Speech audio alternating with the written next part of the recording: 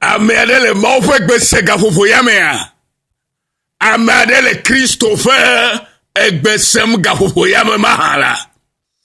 Mebe ame aɖe le afi ma le Kristo ƒe ŋusẽ ƒe gbe sema.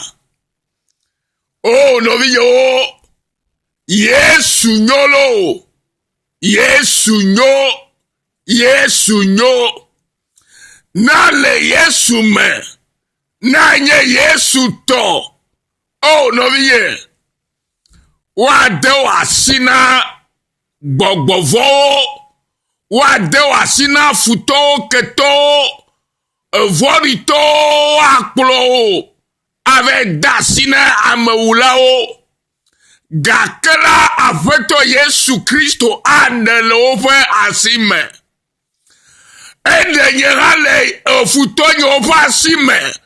Eɖem le nye ketɔwo, vɔɖitɔwo, gbɔgbɔ barabaratɔwo ƒe asi me.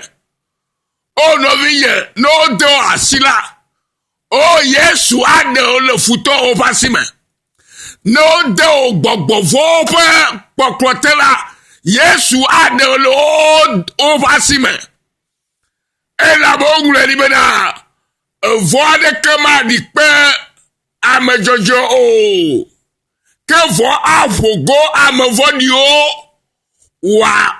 wòade eteƒe. Alléluia. Evɔ aɖeke maɖi kpe ame dzɔdzɔwo o. Ke vɔ aƒo go ame vɔ̃ɖiwo wòade eteƒe. Elabena enye kplo ke nye Kristo tɔ la, mi ŋo ɖe dzi ɖe toawo ŋu, eye mi le biabia be afi ka miaƒe kpekpeɖeŋu atso ava na mi. Miaƒe kpekpeɖeŋu tso Aƒetɔ Yesu Kristo gbɔ. Alléluia. Ame si nye Mawu ke wɔ dziƒo kple anyigba. Maɖe mɔ wo afɔ na ɖiɖi gbeɖe o. Ŋu miaƒe ŋudzɔla medo akɔ le gbeɖe o. Eya ta le ɖekpekpe me la aɖe o nɔvinye. Ewo Kristo tɔ vava la. Mebe Aƒetɔ aɖe wo le adzetɔwo. Ame siwo nye vɔɖitɔwo tsɔ da asi. Bona wu la. Yo Yesu Kristo ko. Gblɔ be Aƒetɔ ewoe nye ɖela nye la. Tete aɖewo le efutɔwo, eketɔwo, evɔɖitɔwo, enugblẽlawo, esusubaratɔwo, enuɖoɖametitɔwo ƒe asi me. Elabe enye ame dzɔdzɔe le Mawu ƒe kpɔkplɔ te la. Elabe wo ŋudzɔla, miaƒe ŋudzɔla ɖe medo alɔ o la. Edzɔa mia ŋu zã kple keli la. Medo akɔ le lo alo do alɔ gbeɖe o. Aƒetɔ ye nye miaƒe ŋudzɔla. Yesu Kristo ye nye wo ŋudzɔla.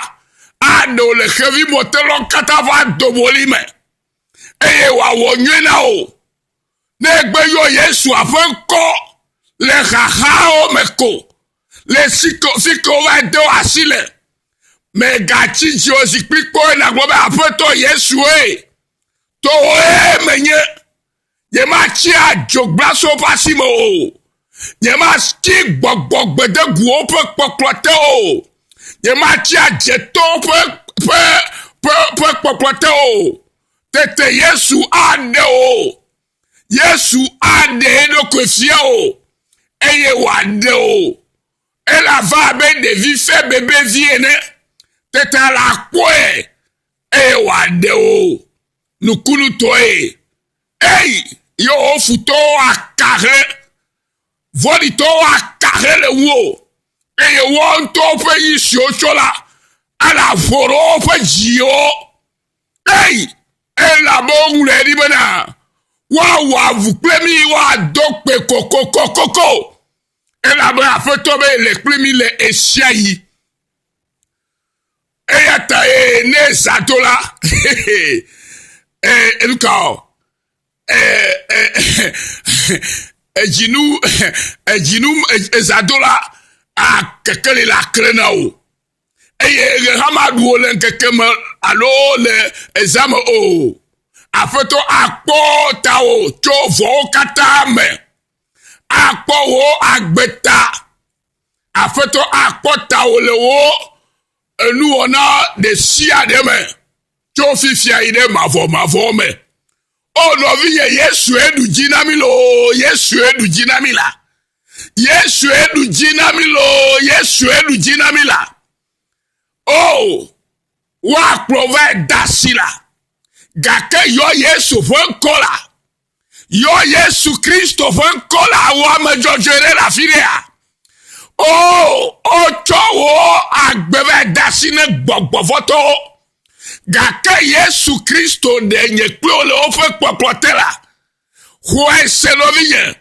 ela be mawu de lu ne fia zayame esi oko amere de hume eye o treve dasi ne efuto ke me kwa mesi o cho dasi na o vo klo yare uge tete globe Yesu oh feto Yesu to menye tete Yesu de no kwefia eye na be futo ke to vorito la mega po eta biblia globe aradio maga po aradio maga po o vorito o wa churo wo ela bo globe o to me la vona o nu si o to vasi o la yeke wa cho wo eya to globe la lusi wa chore nye kple ohula mele jijego gake onami ngusebe mi abufa adesia de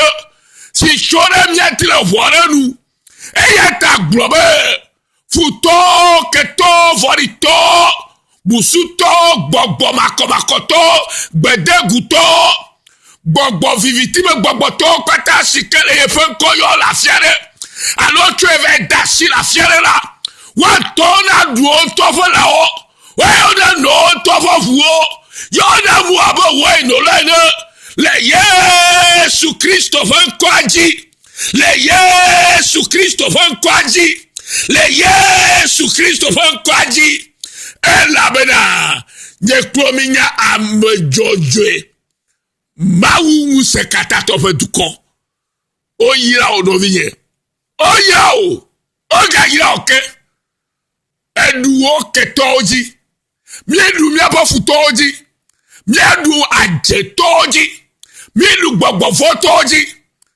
miedu efuto kle vorito kataji gbogbo mako kata edu oji miedu oji la le Yesu Kristo fan kwaji noviye don kure Yesu ne na pole sike wa wo wa vanaura ewe na ga potolo wonam ela we no ha na nyaba khwe penyaji seko ye penyanye akari no afotofo eye penyanye kekelina wo mola hey Yesu Kristo la Yesu nu si anujila no viye eye ta do wude wutegbe ne na pole ke Kristo Yesu wa wona vana ye petukola wona vana fiona elu jina ye klo ye to yo mi be jiru loglo wa chore tu atomo mo gere tu gaka wa to mo ka ya va wa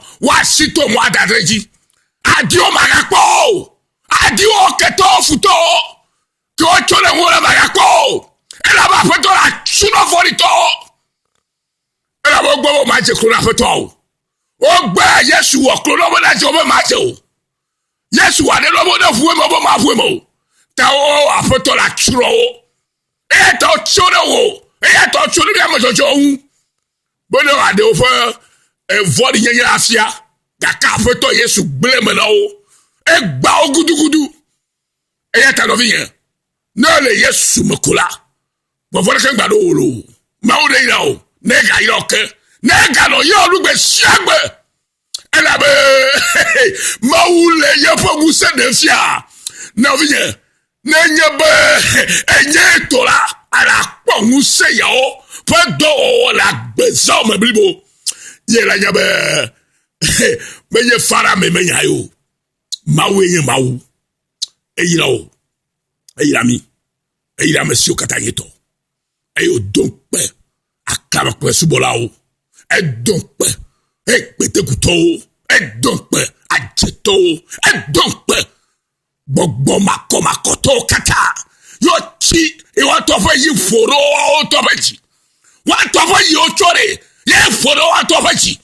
No si odore. Ye bato taji no wa to. Le Yesu Kristo fen kwaji. No vi yo yiro keke yame. E ya se no vio. Yesu no o ya maulolo. Avwajidu la le Kristo Yesu me. E cho true forgiveness mission. Australia. Na togo vio katalo. Maule yiro gbe ya. Ya ide mi aponu so soji sare ya. Le Yesu fen koma. Amen.